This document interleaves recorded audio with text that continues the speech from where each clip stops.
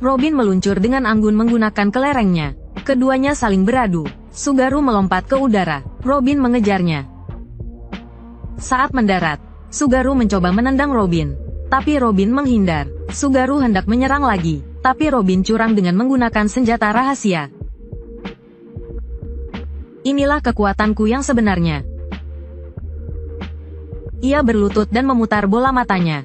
Kelereng di tangan Robin hancur berkeping-keping. Robin memperingatkan mereka untuk tidak ikut campur lagi.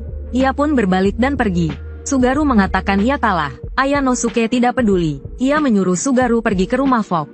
Pertarungan sesungguhnya akan segera dimulai. Di kediaman Fogg, Holmes dan Watson sudah siap. Kepala polisi Paris dan pengawalnya sudah tiba. Mereka tiba di ruang harta karun bawah tanah.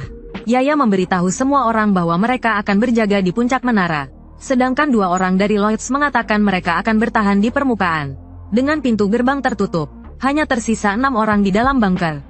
Tiba-tiba terdengar suara ledakan. Seorang pria menyelinap ke dalam rumah. Dia memindahkan kotak dan melihat ke ventilasi udara. Orang-orang di bawah tanah yang menerima berita itu mulai panik. 5 menit menuju jam 11. Holmes menembakkan peluru ke kunci pintu.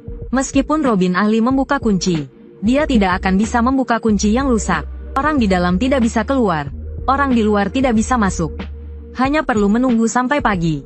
Tukang kunci bisa membongkar pintu dan mereka bisa pergi. Tiba-tiba, bunker mulai bergetar dan semua orang bingung. Air sungai turun dari atas.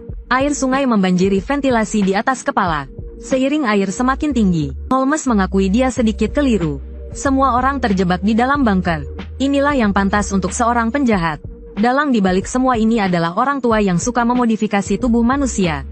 Anak buahnya semua penjahat. Jack the Ripper, Camilla si pecinta kuliner, sial, bajuku terkena darah, dan Alastair si korek api. Ini adalah penampilan pertama seluruh penjahat. Tujuan mereka sama dengan pencuri Robin, yaitu untuk mendapatkan berlian hitam. Camilla, sempurna. Victor, aku siap. Jack, tidak masalah, semuanya aman. Kalau begitu, mari kita berangkat. Di sisi lain, Phantom mengalirkan air sungai ke ventilasi bunker. Seiring air semakin tinggi, semua orang berpegangan pada patung. Berlian hitam dan brankas tertinggal di dalam air.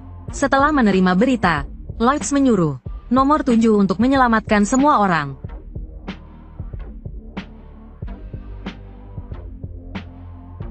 Seiring air surut, Holmes menyadari brankas itu telah hilang.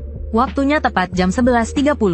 Persis seperti yang dikatakan Robin. Kembali ke permukaan, Holmes meminta borgol dari polisi.